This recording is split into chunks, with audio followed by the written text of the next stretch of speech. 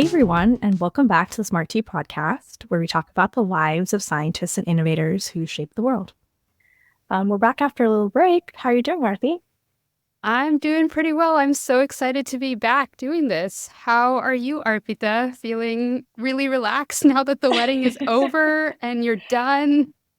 Very, very happy. It was such a dream. I had the best time, like such a great weekend with everyone that we love, family and friends. Really couldn't have asked for like a better weekend in terms of like weather, the way everything went. It was just like such a joy to be surrounded by so many people that we really care about. And then the Monday right after the wedding, we went to Hawaii, Big Island. My first time to Big Nice. Island.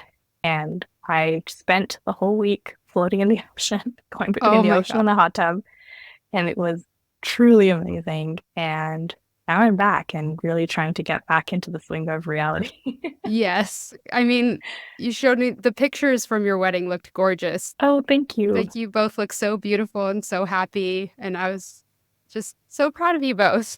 Oh, thank you so much. Oh, it was Yeah. really such a dream. I kept waiting for some level of stress to kick in. I don't know. I feel like all of my friends and people that I know who've gotten married previously talk about and talk about like leading up to it and like planning is like a lot of work and there is some Yeah. stress involved with that. But I guess like in the hours and days leading up to it, I honestly was just so happy. Like I didn't really Yeah. feel this sense of, I don't know, like stress or anxiety because I'm just like Oh, nothing that's matters great. now. It's like like And my that's the job way is to it show up should and get be. married. Like nothing matters. Yeah. Like I don't care if this random thing goes wrong. And I mean, don't get me wrong, plenty of stuff went wrong, but I don't even care. Yeah, but that's how it should be. I mean, the wedding is something you should look back on and be really happy, like have happy memories of that day always and not feel like, oh my God, that was such a stressful day. That's not how you want to feel about your wedding. You want to feel happy. And so I'm so glad that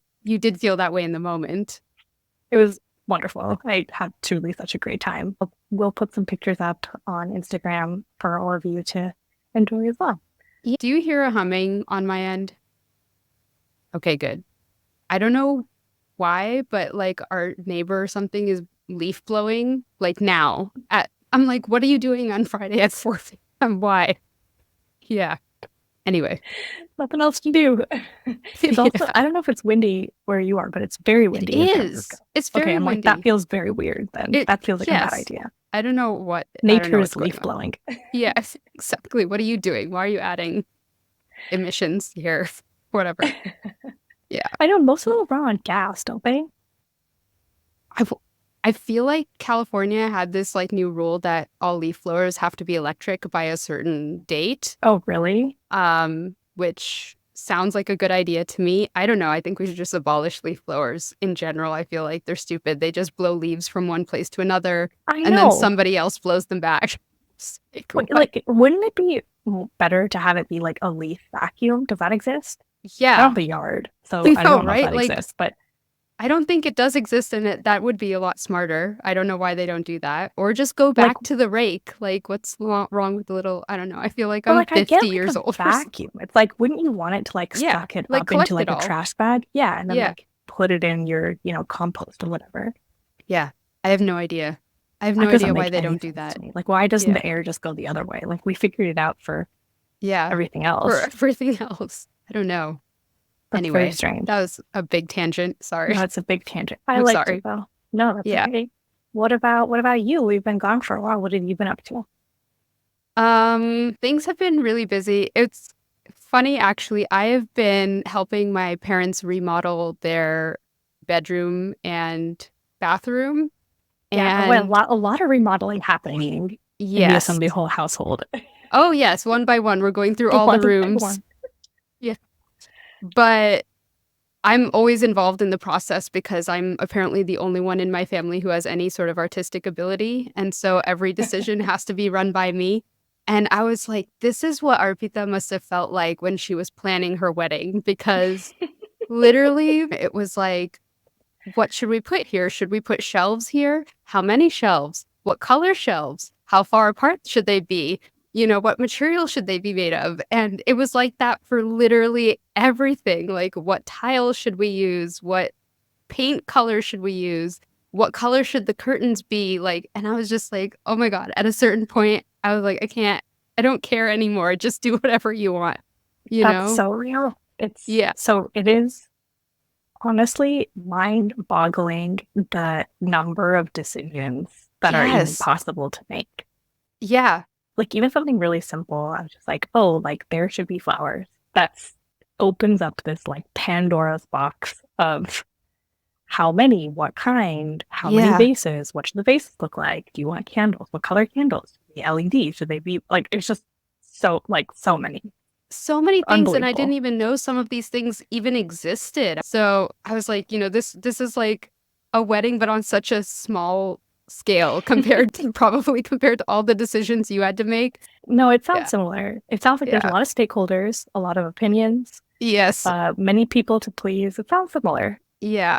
But it's coming together finally. Most of the labor has actually been done, and we're just waiting Oh, for a great. few lights to come in and just a few more shelves and things. But it's almost there, and so far everyone seems pleased. I'm Oh, pleased, good. so we're all good. Is this Yeah. like the second room in the list, or are you guys at the end of your whole renovation? I'm hoping we're at the end. Now it's just gonna be all about upkeep. Yeah. Okay, so there's So no more rooms left to renovate. I mean, I feel like these things go in a circle because I think the kitchen was the first thing that we did, and that was probably like 15 years ago. So at this point, the kitchen is starting to kind of fall apart. So Got I it. need to go back and Got do it. that again at some point. So it's just going to be a never ending cycle. This makes me not want to own a home. I'm not gonna Yeah, lie. Everything that you just said, the leaf blower, the renovations, the update, the right. upkeep. We had something happen in our bathroom. Like a faucet was leaking, and we were like, landlord, this is your thing. Yeah, Come yeah. fix it. That's so convenient. Yeah. Anytime anything goes wrong in our house, it's like, who do we call? So yeah, it's so much nicer to be able to call one person and be like, can you take care of this? And then it's done. And So then it's their problem. Yeah. yeah, I mean, yeah. we're probably never going to be able to own homes anyway I as know. millennials. So, I Yeah. mean, maybe it's for the It's best. it's never gonna happen. Yeah. It's never going to happen. It's never going to Yep. happen. Yes. Okay, should we Um, get into our story? What are we talking about today? so today we are talking about Wilbur Scoville, and he was a pharmacist who actually didn't make any major breakthroughs or discoveries. Most of his work revolved around helping create standards for drugstore products and refining them to work more effectively, but also taste and smell as good as possible. But if he were around today, I think he would have been very surprised to know that most people know his name because of the Scoville scale, which is a measure of how spicy peppers are. I only know this because I love hot ones. You do? And that's the only reason I know this. And as soon as you said his name, I was like, I wonder if it's the same Scoville. It is. But I love Hot Ones, and my partner and I always watch Hot Ones together. And every time they show the new hot sauce, they have Yeah. the Scoville rating and like the chili pepper, and it tells you how spicy something is. Yeah. And that's the only reason I've heard of that. But Yeah. carry on, I'm so excited Nice. about this one. No, I wonder how are you with spicy food? It's a loaded question. Okay, so I would say that I'm like a solid medium girly. Okay. That being said, I am South Indian, and my family always teases me about this because I'm definitely not able to hang the way most South Indian people are. I'm like pretty solidly medium. Like if you go to a restaurant and you're like, how spicy? Medium, like pretty consistently. Yeah. And so I do like savory and spicy food, but yeah, I do get teased a lot in my family. Well, you're already better than me because I'm a baby when it comes to spicy food. I'm like mild all the way. And I'm also South Indian, but my whole family is like that, to be fair. Like everyone. Oh, really? Yeah, from my grandma, my mom, my brother, everybody is just like, no spicy food. And if we bite into a chili pepper, we're really upset about it. So, yeah. That's so interesting. Yeah. I get like teased all the time. Yeah, you should come over to my house. I know. I probably do pretty well at your house. Yeah. I feel like the embarrassing thing here is that my partner is white from Michigan, but probably handles spicy food better than me. And my mom is always like, what is Oh happening my here? God. Yeah. And I'm like, That's I have no hilarious. explanation for this. So, yeah, so we're going to talk about Wilbur Scoville. And while I was researching this story, I was actually a bit surprised as to how hard it was to find any information about the man himself. There's like tons of information out there about the Scoville scale and capsaicin and all of that, but like not really about Wilbur Scoville. So most of the story I'll be telling you is coming straight from a chapter in Pharmacy and History written by D.P. Myrick in 2013. And as Okay. always, we link all our sources in the website, so you can go check that out if you're interested. So, Wilbur Lincoln Scoville was born on January 22nd, 1865, in Bridgeport, Connecticut. He was the third child of Lemuel and Adeline Scoville. He had an older brother, Augustus, an older sister, Mary Alice, and a younger brother named Frank. In the 1850s and 60s, Bridgeport had several successful small machine industries, and Lemuel, the father, worked as a machinist to support his family. And also around this time, public education was becoming more commonplace. So Wilbur was actually the first kid in his family to attend a public high school. Oh, wow. Um, I thought you were going to say college. no. Yeah. So his older brother actually went to a private high school, and he was the first one to go to a public school. Because it was becoming more accessible and it was, yeah. Yeah. So we don't actually really know much about Wilbur's school years. One very random fact that Myrick dug out from somewhere was that Wilbur had a perfect attendance record during ninth grade. So, What? yeah, I don't know why there's a record of that and how Why Myrick just found ninth it. grade? What happened in 10th, 11th, and 12th Well, grade? I'll let you know. Actually, we do have an answer for that. Really? So, yeah, we do. So, the summer following ninth grade, when he was 15, Wilbur started working at a drugstore owned by Edward Towsey. And at first, it was basically a summer internship where Wilbur would have been in charge of more of the mundane tasks like picking up the mail, making deliveries, and keeping the store clean.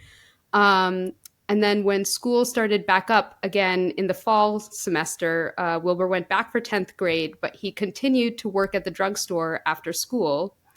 And then when the spring semester was up, Wilbur is now 16, and that meant he was no longer legally required to attend school. So he Ah. ditched high school. Yeah, he completely ditched high school and he went to work full time as an apprentice at the drugstore. And this was actually fairly a common path for aspiring Yeah. pharmacists at the time. He stayed here at the drugstore for the next 6 years, and over time, his responsibilities grew. He would help measure out prescriptions and even make pills from scratch under the supervision of Dr. Towsey and the other senior clerks. And while doing this, he would have also learned about the drugs that he was making, how they acted in the body, how much was beneficial versus toxic, and why one drug would be prescribed over the other. So, valuable Yeah. experience. Super interesting. There's a whole, not really into ASMR, but there is an ASMR component or whatever subdivision on TikTok that is people making capsules and pills. Really? Because it's really satisfying. It's basically this like tray with like a bunch of holes in it, almost like pipette tips. Uh-huh. And then they like put some sort of, compounded powder formula, and it like they evenly distribute it on top of that. And then you shake all the capsule lids on top of it, and they like all fill in the holes. Oh and my then gosh. dump it out, and like all these perfect pills come out. Oh, I can imagine that's like super Like satisfying. very satisfying to watch. Yeah. Like very satisfying to watch. It's like almost looks like a pipette tip tray or something. Yeah, I bet doing it too, you kind of get into a zone of like, making pills. And then even just like counting them, like they have the little like metal, I hope some pharmacist corrects me what it is, but it's like a way that they like count the pills and move them from one side to the other to count them. It's almost like a stylus, and that makes like a very satisfying sound. And when the pills hit each other, when they fall, like makes a really satisfying sound. I'm not a huge ASMR person, but they are very fun to watch. So after 6 years at the drugstore, Wilbur had pretty much learned all he could from being an apprentice. So in 1887, he enrolled at the Massachusetts College of Pharmacy, or MCP. Wilbur was a brilliant student, and after just 1 year attending classes at the MCP, he took the final exam and passed it with flying colors. Technically, he could have just graduated right then and there, but he insisted on staying at school an extra year and completing all of the chemistry and pharmaceutical classes that were available before he finally graduated with his doctorate in pharmacy. That's amazing. So this is a bachelor's degree? Did he do a bachelor's degree? It's a doctorate in pharmacy. So But you don't need undergrad. Correct. At the time, it didn't seem you didn't really need to. He just went straight from his apprenticeship to getting a doctorate. Yeah. So at the Massachusetts College of Pharmacy, Wilbur had been taught practical pharmacy by one of the core faculty members, Professor E.L. Patch.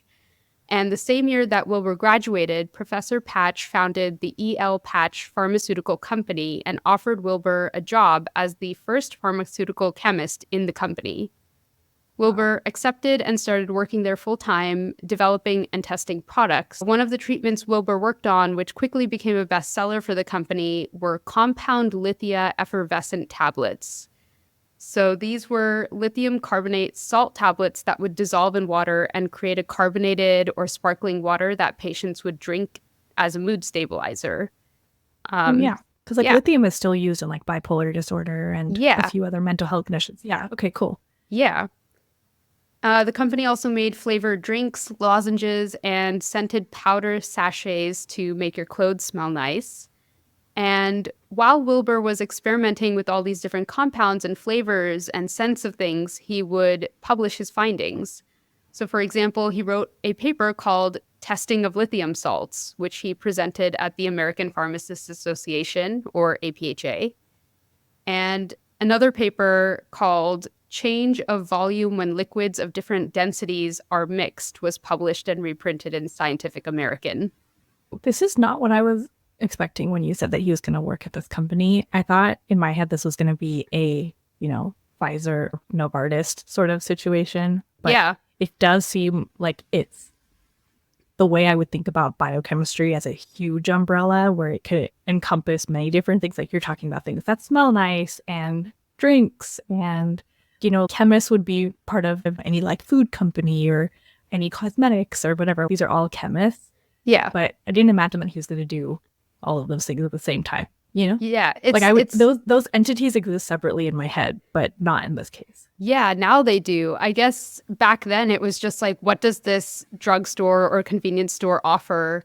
And he could just have a hand in all of it. So regardless of whether you ate it or it was used to clean your toilet or it was used as a medicine for when you had a flu or something, or it was just used to make you smell nice, like he had a hand in all of it. Is this why drugstores are kind of like convenience stores? Is that they have all these random things? Like they have cosmetics, they have household stuff, they have candy and snacks. Yeah, I guess it's just something that always has been around used to be like that.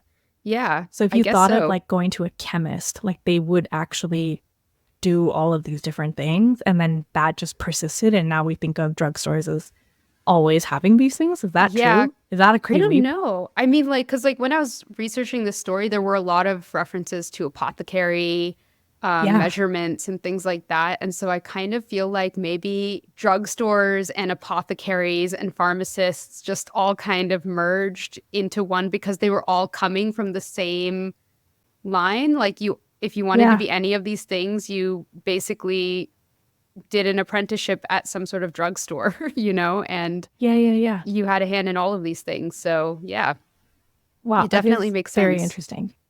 It's a good hypothesis. Yeah. So on the side, Wilbur started working part-time as Professor Patch's assistant instructor at the MCP. He was also eligible to join the APHA and started publishing research articles in national journals. Around this time, he also got married. His wife's name was Cora Bell Upham, and unfortunately, I couldn't really find out much about her or how they got together. But after they were married, they started living with Cora's mother in Boston near the MCP. And together they had 2 daughters, Amy Augusta and Ruth Upham.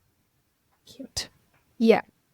So by 1892, the MCP was undergoing major shifts in its faculty. And as a result, Wilbur was named director of the pharmaceutical laboratories. And then just a few years later, a professor who had been teaching when Wilbur was a student, Professor Marco, passed away. So Wilbur left the EL Patch Company and took Professor Marco's spot as professor of theory and practice of pharmacy, which now made him a full professor at the Massachusetts College of Pharmacy. So he's no longer in this retail compounding chemist space. He's fully a professor. Yeah, he's fully a professor. And so now Wilbur and his wife Cora's lives fully revolved around the MCP. So they would organize meetings, plan annual dinners, and attend conferences together. And Cora really acted kind of like an extension of Wilbur in some sense. When Wilbur was talking with all of the pharmacists at a conference, Cora was there talking with all of their wives. So, got it. She's not a pharmacist, though. no, she's not. As far as I could tell, I don't really know much about her, but it didn't sound like it. That's kind of cute that they all brought their wives to the conference. Yeah. Yeah, it very much sounds like everybody's like social and professional lives were very much intertwined. So how big is the MCP? Like approximately how many students? Like thousands, hundreds? Like I think I would say hundreds. I don't like I'm not 100% sure, but I don't I was think just it curious was very about ballpark. big. Yeah, I guess I was wondering like if they're doing like social stuff. I'm like, and they're organizing it. Like it's not the way we would think about it as like a big university, right? Yeah, I don't think so. Okay.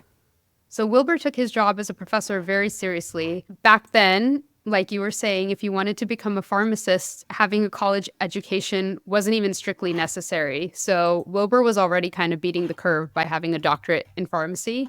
That wasn't even required if you wanted to be a pharmacist.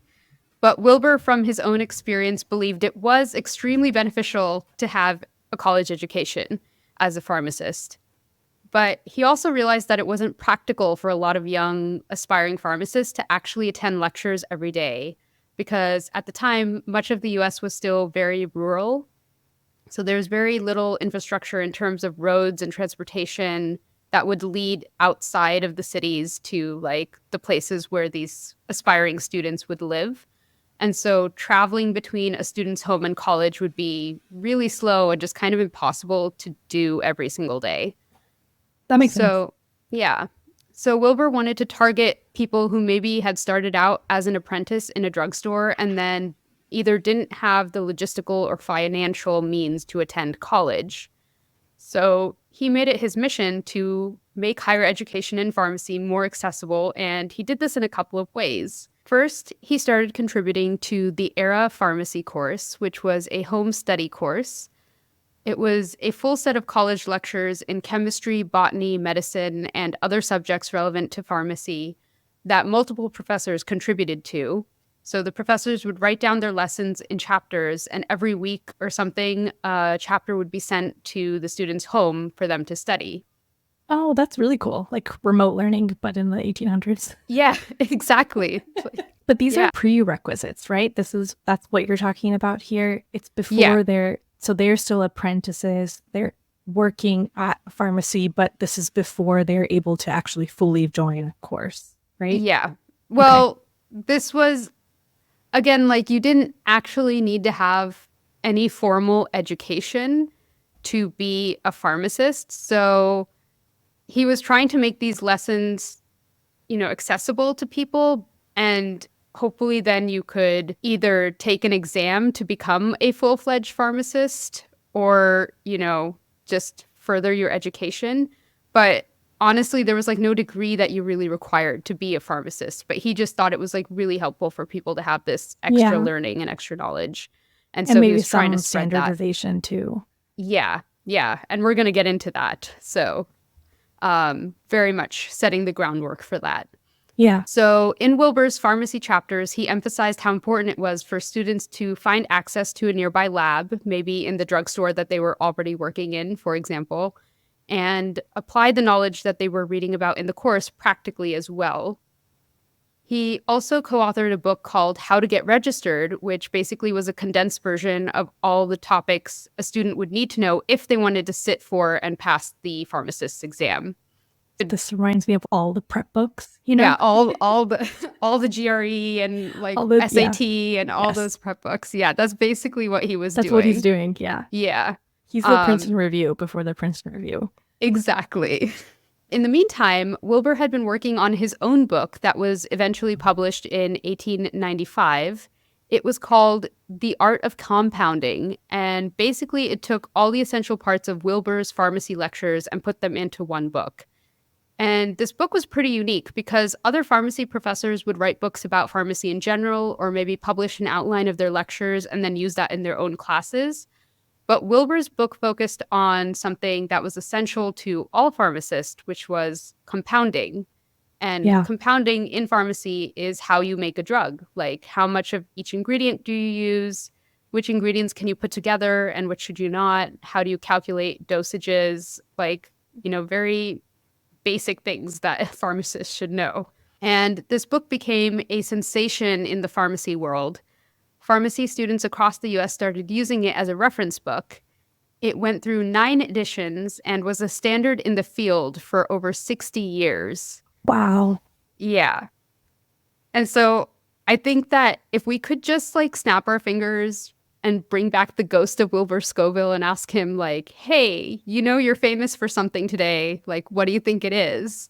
He would probably be like, oh, that book I wrote, The Art of Compounding. Obviously, everyone uses that book. It must be that, And we'd be like, no, actually, almost no one knows about that book. Yeah. In fact, everyone knows him for the Scoville scale for peppers, but this book is actually where we get our first glimpse of that. So in the book, Wilbur emphasizes taste as one of the most essential parts of compounding. So for example, he talks about 2 substances, quinine sulfate, which was used to treat malaria, and strychnine, which is now mostly illegal because it's a poison. Yeah, I was about to say. But back then, it was used to treat things like limb palsy, incontinence, and nerve paralysis. So both of these substances are overwhelmingly bitter, but Scoville wrote in his book that if you diluted both of them, you could actually really taste the differences between quinine sulfate's bitter flavor and strychnine's bitter flavor. So he was really getting into taste as something that pharmacists should pay attention to. Like to make the pills more palatable? Yeah, but also maybe since there is a difference in how bitter the flavor is, different compounds would work better with one versus the other, if that makes sense. Yeah. Because there is a different flavor to them. And so, yeah, you might want to use different ingredients in both of the different medicines. So, yeah. He also pointed out something that I've known because I like to cook and I like to eat. But I didn't know Wilbur Scoville was maybe the one to discover it or maybe just the one to point it out. But he said that sometimes if you add certain ingredients, it can enhance the taste of another. For example, if you have something sweet and add just a pinch of salt or a dash of vinegar, it can make the sweet thing taste sweeter. I did know this, and it's because I religiously watch Great British Baking Show. Yes. I also know that a lot of baking recipes, like for example, if you make cookies or something, they always tell you to add salt. Yeah. And the salt does enhance the flavor of the cookie. And I knew that because of Bake Off and also because of when you add salt to desserts. And I remember thinking when I was much younger, when I first started baking, that it was strange because it feels weird to add a savory or salty flavor. Yeah. But it does actually help a lot. Yeah.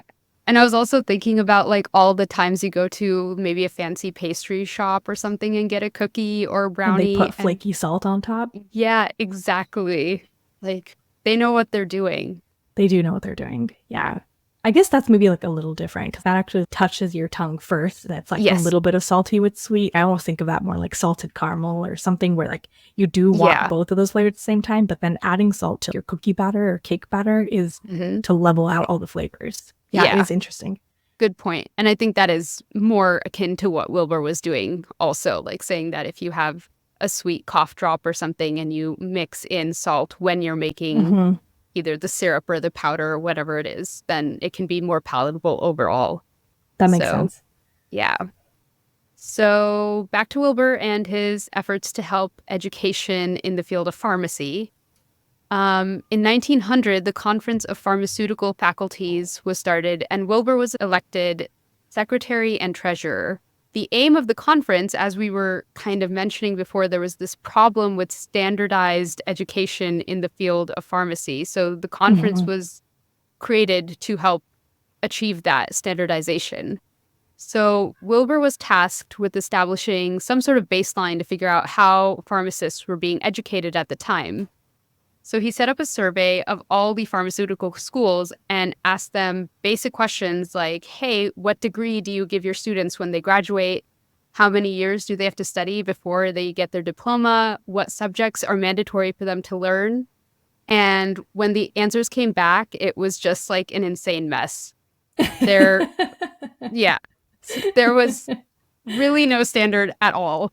Like, some schools gave out degrees in 3 months, and for other schools, it took 5 years. But maybe the 3-month program was really super intense, and then the Yeah. 5-year program was very laid back, and the two programs didn't even cover some of the same subjects. And at the end, some people earned their PhD, some people got a PhP, which is what Wilbur had, a doctorate in pharmacy. But then there were just like a bunch of other letters too. Some got a PhD. Like, I had to look some of these up. I was like, what is this? Like, some people got a PhD, which was a graduate of pharmacy. Some got a PhM, which was the M stands for medicine or maybe master's in philosophy. Some got a PhB, which was a bachelor's in philosophy. This is way too funny. Yeah. Were any of these PharmD, or is that what PHP No. became? I think that's what PHP became. Okay, because that's what we Yeah. have now as PharmD, but that's what it became. This is Yeah. hilarious too, because it's pre-internet, and so it's not even like the students were going to the 3-month program because it was going to be easier. They probably went to the one by their house. And yeah, probably. Yeah. And then it's like, yeah, you're going to do this night and day for the next Right. 3 months. Yeah. And then you're going to Yeah. get a PHM or whatever we decide to give you. Whatever alphabet soup we decide. Yeah, exactly. Yeah, You just exactly. you get what you get. Yeah, so absolutely no rules out there in the pharmacy world. And so with Wilbur's help, the conference ultimately came up with the first ever standardized pharmaceutical syllabus. And that was a really big deal. And another thing you would think that people would remember him for, that he basically helped take this really disorganized field of pharmacy and lay down some really basic ground rules. But we don't care about that. We don't care. We just want hot ones. Yeah. Yeah, exactly. So Wilbur continued to publish articles and literature. He became an editor for a pharmacy magazine in Boston called The Spatula, which That's I love that. Very cute. Yeah. Yeah. And with their support, he published another book called Extracts and Perfumes. This book did fairly well also and was sold in print for over 15 years. But by 1904, Wilbur decided it was finally time to move on from academic life. And most people think this is probably because by now he had 2 young daughters, a wife, and an aging mother-in-law that he had to take care of. And an academic salary just wasn't cutting it. Relatable. But regardless, a local Boston chain called Jane's Drug Stores approached him with the opportunity to establish and run an analytical chemistry department for them. And that probably came with a very lucrative salary. So Wilbur finally waved goodbye to the MCP. He stayed at Jane's for a few years, lending his expertise in compounding, not just to medicines and pharmaceuticals, but again, also their in-house brands of popular food products like fountain drinks and stuff. This is so interesting. Yeah. Then in 1907, Wilbur accepted an offer from a pharmaceutical company called Parke-Davis, which was headed by a former professor at the Philadelphia College of Pharmacy named Frank G. Ryan. and was someone that Wilbur knew quite well. So Wilbur and his family moved to Detroit, and the company of Park Davis were ecstatic to have him because by this time, Wilbur was basically the last word on flavors, aromas, and colorings. And so basically, he was given free rein to go through all of Park Davis's products and improve them. And so, again, this was everything That from sounds cough amazing. drops to Yeah. toiletries to Yeah. aftershaves, colognes, like whatever the drugstore sold. And So, so this is their label, right? Like that drugstore's label that they're producing yeah, all of this stuff under. Okay. yeah, everything under Park Davis. So, in Pharmacy in History, Myrick wrote that, quote, Scoville was thus established as the leading expert in the field of pharmaceutical elegance. Wow. I That sounds just really, fancy. yeah, I just really like that term, like pharmaceutical Hmm. elegance. Wow. During his time at Park Davis, as Wilbur was going through and experimenting and improving these drugstore products, he was, again, also writing the papers on things that he was experimenting with and discovering. And it's at this time that Wilbur writes the paper that we all know him for, which is a note on capsicum. Yeah. Just a note. It was only 2 pages long and published in the Journal of American Pharmaceutical Association in 1912. And basically, it was a way to test the potency of capsaicin, which is the chemical found in peppers that make them taste spicy. So you probably already know this, but just a quick review on how capsaicin works Hmm. is the molecule binds to pain receptors on your tongues, and those receptors are located on the same nerve endings that detect heat. So that's why capsaicin makes it feel like your mouth is burning. If you want to get rid of that feeling, drinking water actually isn't as effective because that just spreads the capsaicin around. Yep. Yeah. As you probably know from Hot Yes. Ones. Instead, you should try eating full-fat milk products like yogurt, sour cream, or ice cream because those contain a molecule called casein, which surrounds the capsaicin molecule and washes it away. The other really effective cure is acidic foods like lemon and vinegar because capsaicin is an alkaline or basic molecule, so acids Oh, neutralize it. I actually didn't know that one. Yeah, That's interesting. yeah. And if you don't have those and are really desperate, you can try olive oil, peanut butter, sugar, honey, and white rice.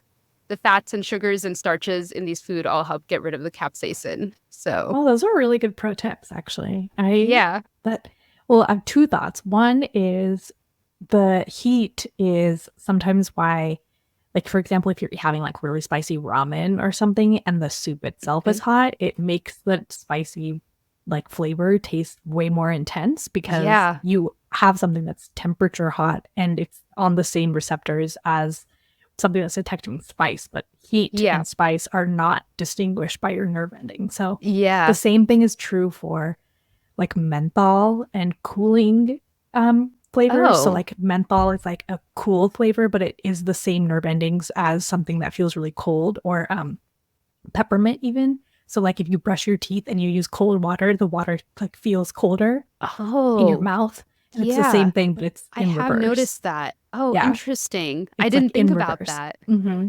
So Yeah. like a cough drop or something, like it'll make Mm-hmm. water taste colder because it's the Oh, same, and then it's meant to feel cooling on your throat because yeah. you're probably coughing a lot or something.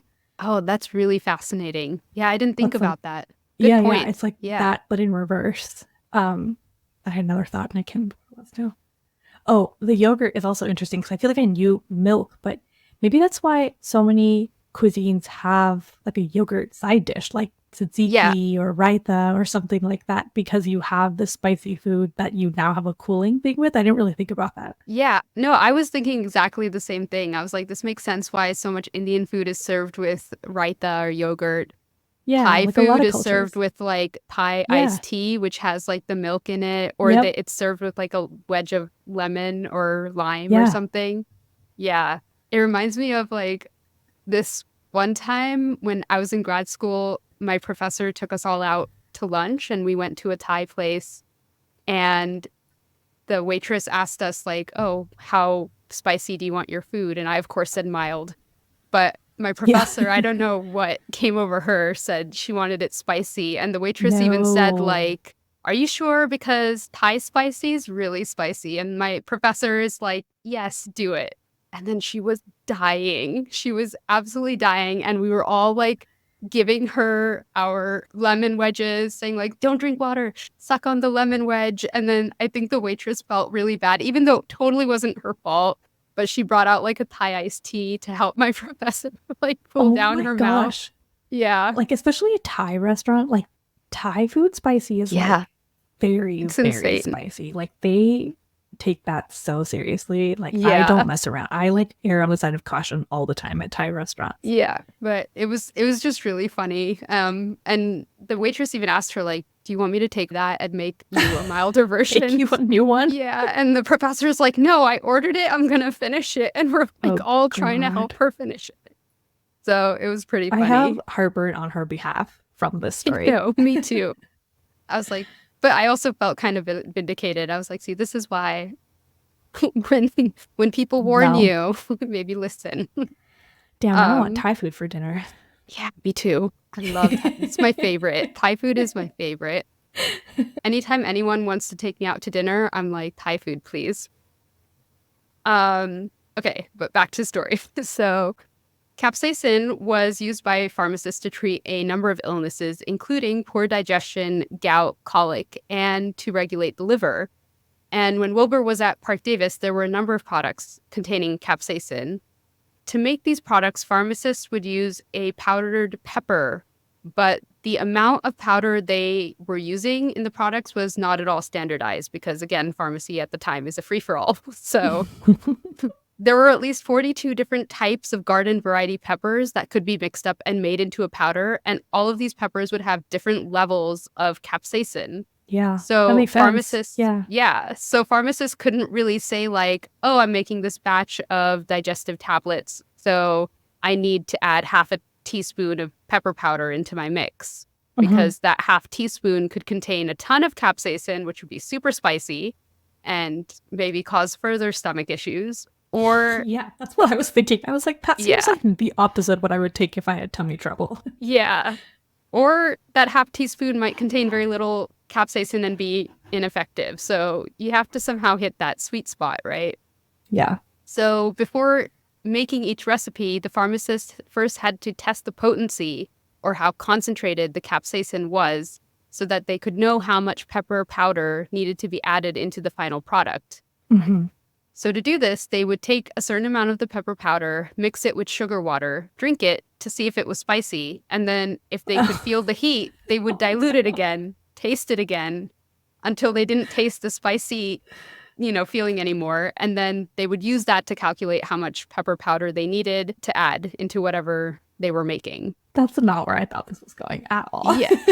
Yeah. But then, So isn't that still just so subjective? Like, you yes. probably would taste it. Wait, okay. Yeah. Yeah, Like, exactly. It's like based on your interpretation of heat. Yeah. So if you happen to get a pharmacist that had like a super high tolerance for Yeah, peppers, you're you're screwed. kind of screwed if you don't. Yeah. So this it is, was- I assume, before we were able to isolate the organic compound that actually makes it spicy, right? I think capsaicin was isolated before this, actually, but Okay. it's just a lot cheaper and more practical to Okay. just use ground up peppers than Ground up try peppers, to get okay. pure capsaicin back then. Okay.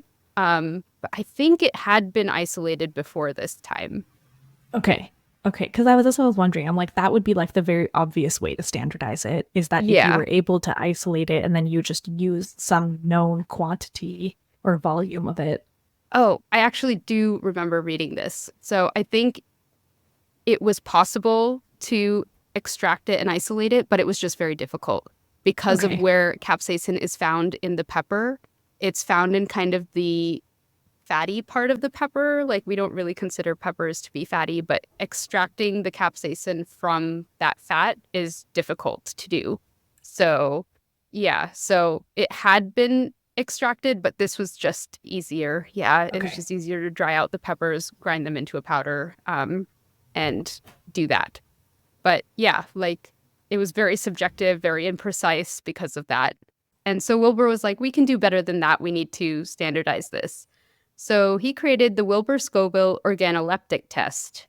And organoleptic is a word used to describe something that involves the use of the five senses. And in this case, it's obviously taste.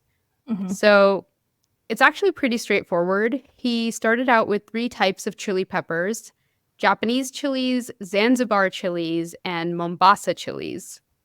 He took 1 grain, which is a standard apothecary measurement equaling 65 milligrams Hmm. of ground up Japanese chili pepper powder, and he let it sit overnight in a standard alcohol solution to extract the capsaicin. This was then filtered and then serially diluted with sugar water. Then he had a panel of 5 tasters who would taste the samples until they figured out which was the last dilution that they could feel the spicy heat of the pepper. Across all of them? I watched a video and it said once 3 tasters dropped out Okay. or like couldn't taste it, that was the thing. So this dilution strength was its number on the Scoville scale. So for the Japanese chili pepper, they had to dilute it between 1 in 20,000 and 1 in 30,000 before the tasters could no longer detect the spiciness. Oh, interesting. So I was wondering how the units worked on that. yeah, so that means the Japanese chili pepper has 20 to 30,000 Scoville heat units, or SHUs. Yeah, so now you know why it's such a Yeah, big number. I always wondered why it was such a big number. I'm like, why doesn't it just go like 1 to 10 or something? Oh, that's so interesting. Yeah, Okay. yeah. The Zanzibar chili pepper had to be diluted to about 1 in 45,000, so 45,000 Scoville heat units. And the Mombasa chili pepper had a wide range of 1 in 50,000 to 1 in 100,000, meaning that the hottest Mombasa chili pepper was about 5 times spicier than the weakest Japanese chili pepper. That's Yeah. so cool. Like, I didn't realize that it was a cereal dilution in sugar water, though. That's like very interesting. But then that also makes sense that one of the things that you would do if something is too spicy is eat like honey, sugar, like something like that. That helps counteract it, not just because it tastes sweet and you're eating something spicy, but because the carbohydrates neutralize, I guess not neutralize, but counteract the effects of the Yeah. But one thing that I read that was interesting was that part of the reason he chose sugar water was actually because of the original thing that he said about how if you add a little bit of sugar to something, like just a little bit of sugar to something that's spicy or has heat, it'll actually elevate it a bit. So I thought that was interesting because it wasn't like really, really sweet water. It was like probably 5% sugar or something really low. But he was just trying to really make sure that, you know, you were really not detecting the spice anymore by adding that little bit of a sugar into it. So I thought that was interesting. So like not diluting it necessarily in sugar water, like it being like simple syrup or something like that. It's not no, it wasn't that sweet. Water and then you're adding a little bit of sugar. Oh, you're adding just a tiny bit of sugar to kind of enhance the taste of it. That I see. Okay, I was thinking about it the opposite. I was thinking about like he's made some sort of 1-to-1 solution, like simple syrup, and he's counteracting it. I see. Okay. That's a good distinction to make. I probably should have made that clear that it's like not sugar water as in lemonade or something. Yeah. I see. Okay. That makes a lot of sense. That's actually interesting too, because if you like I've made chili oil before and you add a little bit of sugar to chili oil when you make it, or like a lot of times if you make a marinade with chili sauce or you follow a Thai or Chinese inspired recipe, they ask you to add a little bit of sugar to some sort of honey or something into it. So he's basically doing the same thing to enhance the flavor of the chili for his taste testers. That's so interesting. So obviously this test is still flawed because it still relies on the subjectivity of the human taste testers. And as you can see, even if you stuck to one species of pepper, there could still be a wide range in how spicy individual peppers are within that species. So today in the food industry, we can use more precise techniques like high-performance liquid chromatography to measure how much capsaicin something has, but we still measure spiciness in terms of Scoville heat units. Yeah. Isn't there something about, I don't know if you read this, but it also depends how the chili itself was grown. I want to say there's something about like how much sun a specific chili gets on a plant relative to another. And then because you can have like a batch of chilies from the same plant and some are just spicier than others. Yeah. I want to say I read at some point that it's like how they are grown. Like even Oh, on the same interesting. plant, like some that get more sun can be spicier. I don't know if sun is the variable, but there is like some Yeah. distinction. Interesting. I didn't read about that, so I don't know. Because I have definitely noticed like For sure. certain Anecdotally, I jalapenos are think we way know. spicier or something, you know. And I have heard things like, and I don't know how true this is, but I have heard like the older the pepper it is, the spicier it gets. So like I don't Maybe. know if Yeah. that's true at all. Interesting. Um, yeah, so if you like leave a jalapeno in your fridge for like a week or something, it'll be spicier than when you first bought it. So Oh, I don't know. I don't know either. Yeah. But do you want to hear some more Scoville scale ratings? Yes. Okay. So, as you may already know from watching Hot Ones or may guess, bell peppers have 0 Scoville heat units. Jalapenos come in between 4,000 and 8,500 Scoville heat units. Tabasco and cayenne peppers are around 10 times hotter, coming in between 30 and 50,000 Scoville heat units. Wow, it's like a big jump. Yeah, I'm sure there's stuff in between, but I'm just trying to go with like maybe the ones that people know about because like Tabasco sauce and stuff like that. So, habaneros and Scotch bonnets are 5 times hotter than that, coming in at between 100 and 350,000 Scoville heat units. We're like already way past what I would be able to handle. Like we're like so Yeah, heavy on that. Like I'm like maybe at jalapeno, like maybe. Like, I told you it's pathetic. But then we start to go really crazy. So in 2007, the ghost pepper from Northeast India held the title of the hottest chili pepper in the Guinness Book of World Records with over 1 million Scoville heat units. 1 million? Yes. That, of course, kicked off a competition to beat that and cultivate the world's spiciest pepper, because that's what we do as humans. So in 2011, the Trinidad Scorpion Butch Tea Pepper took the title at 1.46 million Scoville heat units. That's too many. Yeah. But that was beaten in 2013 by an American chili breeder named Ed Curry, who cultivated the Carolina Reaper with 1.64 million Scoville heat units. And in 2023, Ed Curry beat his own record by cultivating Pepper X with 2.69 million Scoville heat units. Okay, I have a lot of questions. So one, Yeah. they're just like breeding these peppers specifically for this record, right? Yes. Like so Yeah, they're that's what it sounds like. Yeah. they're just doing everything they can and like genetically modifying these seeds in like every condition possible in order to make it as spicy as possible. Yeah. I bet they would know the answer to your question as to whether if a pepper got more sun, That's is it more actually spicy? probably true. They probably do. Yeah. Know that. Let us know. And like, do they do anything with this? Like, I feel like I've heard of like ghost pepper and stuff. Yeah. I have heard of ghost pepper and Carolina Reaper. I've seen like people on YouTube eat it and like suffer for like half an hour or something while they try to get rid of the spicy taste. But then it's like not really. Like, I just can't think of a lot of foods that are using this. I think is it just to say that you have the spiciest pepper?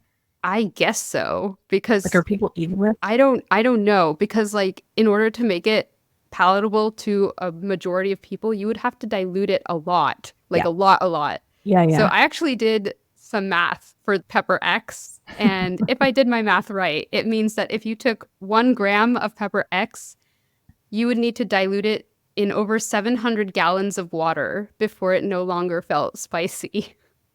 Isn't that insane? What is 700 gallons? Like a swimming pool?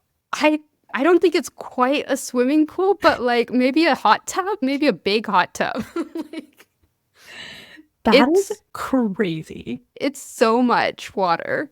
It's definitely like something you could swim in. Yes, definitely.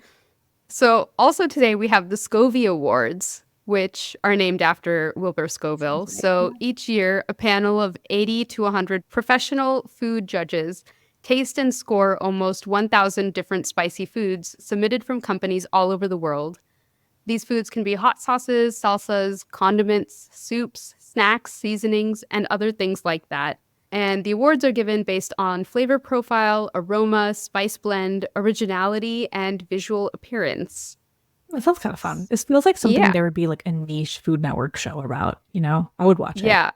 Right? And Yeah, I I would did watch also that. see that they kind of separate the judges. Like you have to volunteer to be in the super spicy category of taste tester. Could not be me. Yeah. It's like good to know that you go into that knowing what you're signing up for. That sounds kind of Uh, fun though. I'm sure there's like some sort of festival around it, which yeah, that there sounds pretty is. fun. Yeah. It's like the National Barbecue Festival or something that hosts this each year. But yeah. So obviously winning a Scoville Award can be a huge PR boost to smaller boutique companies and things like that. So it's very competitive.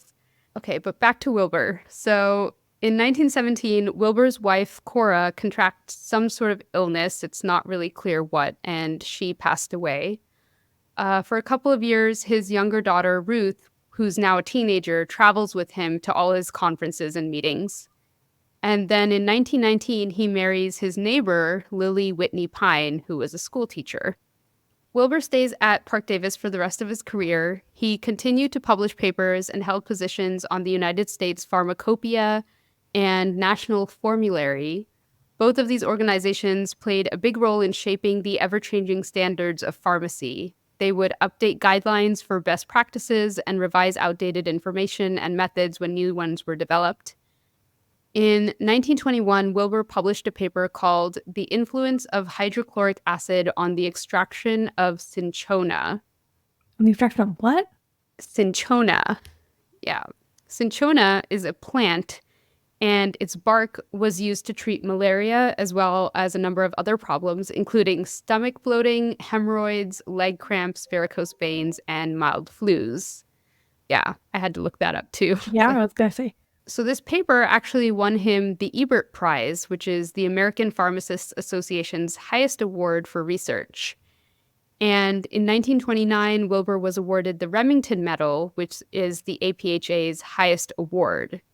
So really between publishing The Art of Compounding, which was used as a standard reference book for 60 years, like the Extracts and Perfumes book, which did fairly well, like all the papers he's published, all the positions on different committees he's held, and finally winning the Ebert Prize and the Remington Medal, I'm sure he would have found it so strange. Yeah. I know. I was laughing when you said that he got that prize because it's for all of his academic work, and like the Scoville scale is not even on that radar of things that were his academic accomplishments. Exactly. It's just like, oh, that little 2-page note on capsicums thing overshadowed. Like, no one knows what cinchona is, but he won an Ebert Prize for it. But we all don't care. The note on capsicums is what we all know him for. So Wilbur retired in 1934 from Parke Davis and moved from Detroit to Gainesville, Florida. For a while, he still participated in the APHA and other pharmaceutical organizations. Wilbur died on March 10th, 1942, and again, not exactly sure what caused his death, but he was 77 years old. So, yeah. But that's his story. And one thing that D.P. Myrick pointed out in his article in Pharmacy and History that I thought was really important was he said, quote, Scoville did not make any radical breakthroughs. Most of his work was evolutionary rather than revolutionary. He did not invent the elixir, he made it better. And I just thought that was so important because I think there's such a big focus in science on like being the one to make the discovery and like, you know, push the boundaries. But actually, a lot of scientific work is making improvements and refining medications 100%. to make them work more effectively or tweaking technologies to make them work more efficiently. No, it's like a very like elegant way to phrase that though, as like it's something that's like evolutionary, or even just this idea that you can improve the taste of something by doing something so simple that's like so accessible. I feel like that is a very novel idea, even though he didn't, you know, invent capsaicin or discover it. Yeah, but it's so important also because if something tastes better, you're more likely to like stick with the treatment Definitely. and, actually be cured, which I know is, we talk about that all the time in terms of antibiotic resistance and things like that. Like Definitely. Yeah. getting people to stick with the program is huge. And if you can do that just by making something more colorful or smell better or taste better, like that's really important. Definitely. Definitely agree.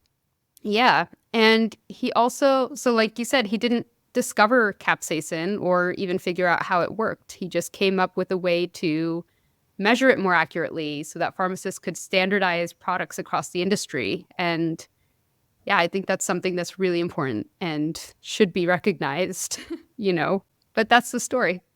Great story. That was so fun. I really liked that. That was just like a Yeah. very fun, very like exciting, fun to follow story. Yeah. And hopefully a good way to get back into the podcast a little bit. Definitely, Yeah. definitely heating it up. Adding the Yes, spice, exactly. We're sprinkling on cooking now. salty. Yeah. Yeah. How many bad puns can we come up I with? don't know, a lot probably. It's going to be bad. No one's going to like it. Yeah. Thanks for listening. If you have a suggestion for a story we should cover or thoughts you want to share about an episode, reach out to us at smartteapodcast.com. You can follow us on Instagram and Twitter at smartteapodcast and listen to us on Spotify, Apple Podcasts, or wherever you get your podcasts. And leave us a rating or comment. It really helps us grow. New episodes are released every other Wednesday. See you next time.